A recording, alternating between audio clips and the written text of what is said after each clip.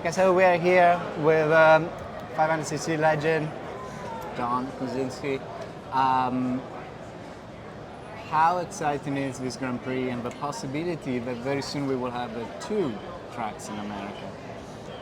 Well, it's been my first time back to a Grand Prix in quite a long time, and so to come here and experience this it's an amazing experience, and it's just incredible to see this whole show again play out in live, and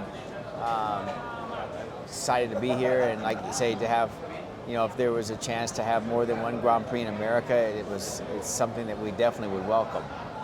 And I wanted to ask you, like, Liberty Media, yeah, it's coming in, and I spoke to Randy Mamola, and he was saying like that more ex-riders should be involved, because like there is a lack of engagement, or there is a lack of know-how that it comes from the track to the organization. How do you stand on that? Well, it's interesting because, you know, it'll be interesting to see sort of where the positions they take and sort of where they lead this championship, but it all seems very positive.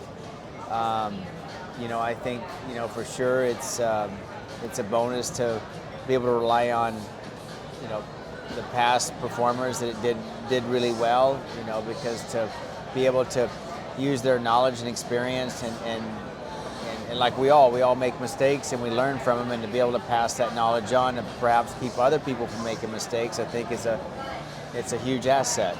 So I'm all for it. What do you think for today?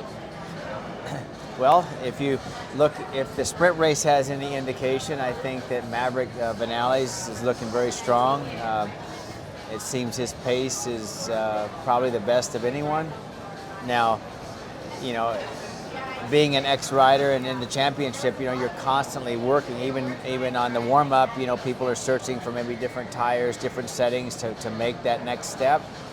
You know, we'll see in the race if anybody was able to make, you know, close the gap to Maverick, but at the moment he seems to be strong and his rhythm seems good, and I think there's no reason why, you know, perhaps today we see him score his first, you know, the victory.